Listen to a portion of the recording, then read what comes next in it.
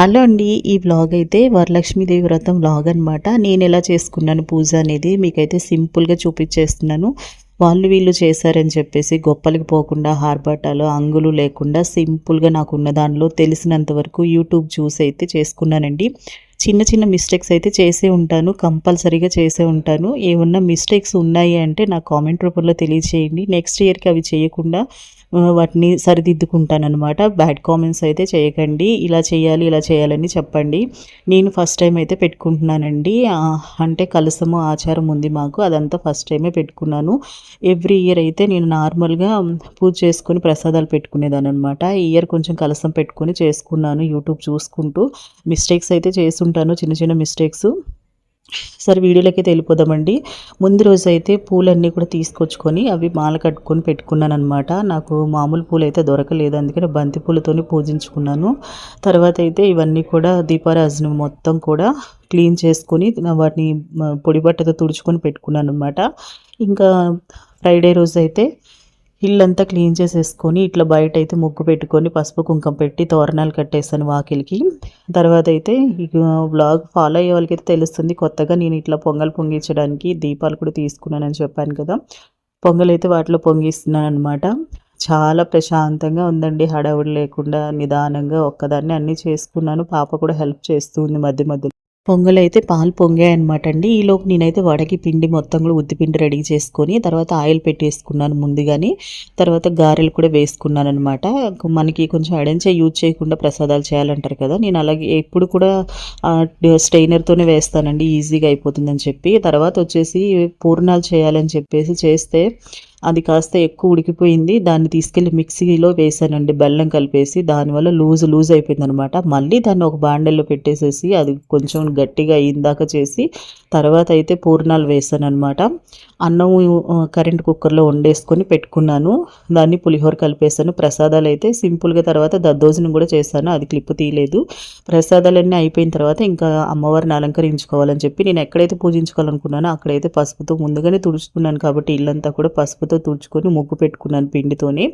తర్వాత పీటలకు కూడా పసుపు రాసుకొని పీటలకు కూడా ముగ్గు అయితే పెట్టేశాను అనమాట. ఇట్లాగా నీట్గా పిండితోనే పెట్టానండి నేనైతే. తర్వాత అయితే ఇంకా అలంకరణ అయితే మొదలైపోయింది.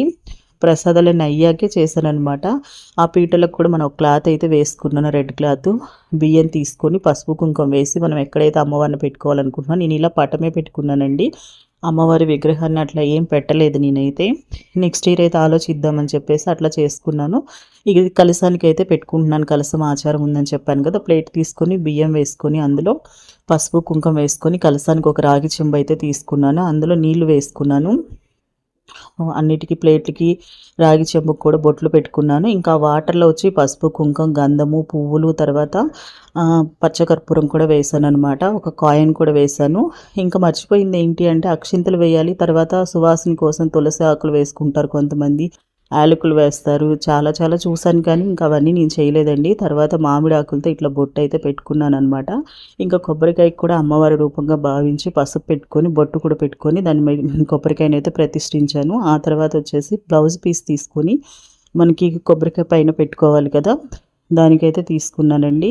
టిష్యూ బ్లౌజ్ కాబట్టి కొంచెం అట్లా కనిపిస్తుంది మీకు, అలా పింఛం వచ్చేలాగైతే చేసుకున్నాను అనమాట. ముందుగా అయితే క్లాత్ని నేను చూపిస్తున్నట్టు స్టార్టింగ్లో మనకి ఎక్కడైతే అంచు వస్తుందో ఆ అంచుని మడిచి దానికి ఒక రబ్బర్ బ్యాండ్ పెట్టేసేసాం అనుకోండి, పైన అలా పింఛన్లాగా ఓపెన్ అయిపోతుంది. తర్వాత మనం కోన్ షేప్ వచ్చేలాగా దాన్ని మడుచుకుంటూ వచ్చేసేయాలి. లాస్ట్లో ఎడ్జ్లో మిగిలిపోయింది అట్లాగా వీడియోలో చూపిస్తున్నట్టుగా దాని లోపలికి అనుకున్నామంటే మనకి బ్లౌజ్ పీస్ ఇట్లాగైతే రెడీ అయిపోతుంది అనమాట కలసం మీదకి.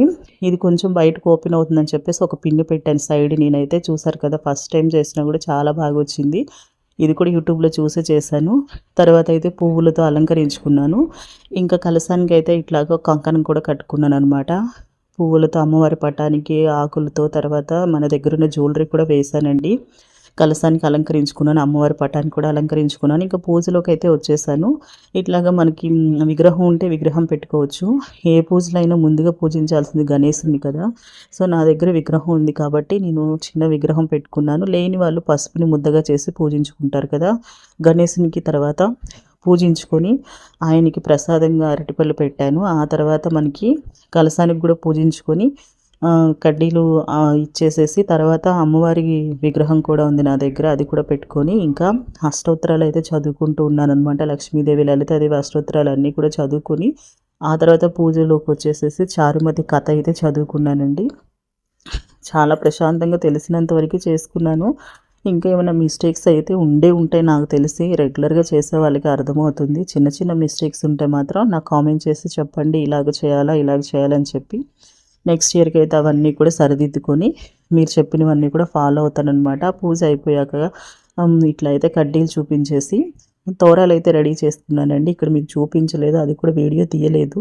3 తోరాలు అయితే రెడీ చేసుకున్నాను. అమ్మవారికి ఒకటి ఇచ్చాను పూజ అయిపోయిన తర్వాత. ఆ తర్వాత తాంబూలం కూడా అమ్మవారికే ఇచ్చాను నేను. మనమే చెప్పుకోవాలి కదా, 3 సార్లు ఇచ్చినమ్మ వాయనం అని చెప్పేసి పుచ్చుకున్నమ్మ వాయనం అని 3 సార్లు చెప్పుకొని ఆ తర్వాత పూజ అయిపోయాక నేను కూడా తోరం కట్టించుకున్నానండి. మా హస్బెండ్తోనే తోరం కట్టించుకున్నాను. 3వ తోరం వచ్చేసి మనకి ఎవరికైనా ముత్తైదు వస్తే ఇస్తారు, లేదంటే మా ఇంట్లో నాకు ఉన్న ముత్తైదు మా పాపే కాబట్టి పాపకు కట్టేస్తాను 3వ తోరణం అయితే. చాలా అంటే చాలా హ్యాపీగా ఉందండి. ఫస్ట్ టైము కొంచెం ఎక్కువగా చేసుకున్నాను అనిపించింది నాకు. ఎవ్రీ ఇయర్ అయితే ఇలా చెయ్యను నేను.